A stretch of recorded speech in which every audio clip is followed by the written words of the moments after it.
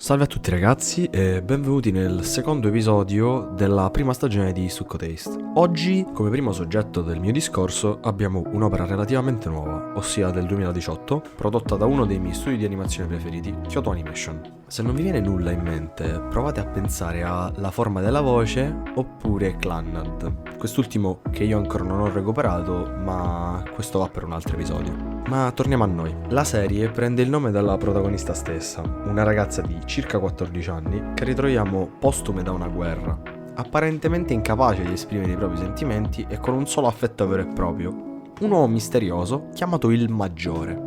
Uscita dalla degenza nell'ospedale militare, a recuperarla c'è un vecchio amico del Maggiore, Claude Hopkins, che la preleva dicendole che era desiderio del Maggiore, come suo ultimo ordine per lei, quello di vivere una vita normale e felice.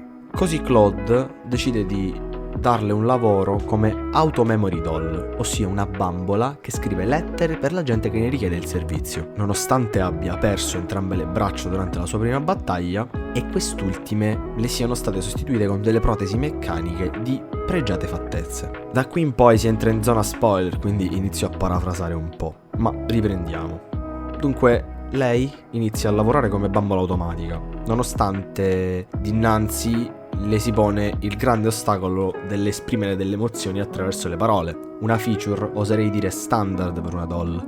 Ostacolo che nasce dall'incapacità di Violet, almeno inizialmente, di razionalizzare la natura ed il significato dei sentimenti che un umano può provare. Questo è l'effettivo starting point del suo viaggio, lungo il quale incontrerà una vasta gamma di persone ed affronterà situazioni diverse tra loro, che la aiuteranno a capire davvero cosa significano le parole ti amo, pronunciate dal Maggiore l'ultima volta che si sono visti. Un viaggio spirituale per la magnifica Violet, che attraverso l'interazione con persone diverse, bisogni diversi e situazioni variegate, diventa anche una delle bambole automatiche più famose e richieste dell'intero regno e dintorni. Le menzioni d'onore nella serie vanno agli episodi 6 e 10, che rappresentano forse la combinazione equivalente ad un destro-sinistro nella box, dato che dopo entrambi, se non state piangendo in un angolo, credo che il vostro tasso di umanità sia davvero basso. Analizzando l'opera nella sua totalità, posso descriverla come qualcosa che, nonostante diventi quasi sistematica, dato che ogni episodio è una piccola storiella a sé stante, dà comunque la sensazione di essere andati avanti. Aggiunge un nuovo tassello al puzzle chiamato Violet Evergarden, colei che magistralmente sta al centro della scena e ricopre perfettamente il ruolo in maniera quasi impeccabile. Il world building è discretamente interessante, i misteri che lo avvolgono sono distaccati dalla trama in sé,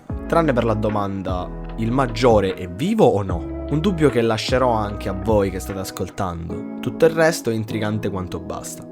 I personaggi secondari sono ben bilanciati. Tra le altre bambole abbiamo la ragazza determinata, Iris, la ragazza top tier, Catleya, e la ragazza impacciata, Erika. Claude è il ponte tra il passato e il presente di Violet e cerca di fare un po' da figura di riferimento in assenza del Maggiore Bougainville. Infine abbiamo il postino Benedict, che è quella figura maschile abbastanza spavalda che ama il suo lavoro, ma che non adora eccessivamente stare in compagnia. Il comparto grafico è sublime, partendo dal character design super dettagliato, finendo con dei paesaggi e panorami mozzafiato. In sintesi, Kyoto Animation, con le possibilità finanziarie di Netflix a fare da produttore, ha potuto realizzare 13 episodi più OVA con la stessa qualità di un film. Le scelte registiche sono di spessore ed enfatizzano benissimo le scene giuste, lasciando il giusto spazio a quelle meno rilevanti. Un lavoro di esperienza da parte del maestro Ishidate, che ha diretto anche Clannad, che come dicevo prima ancora non ho visto, ma la fama precede quest'opera.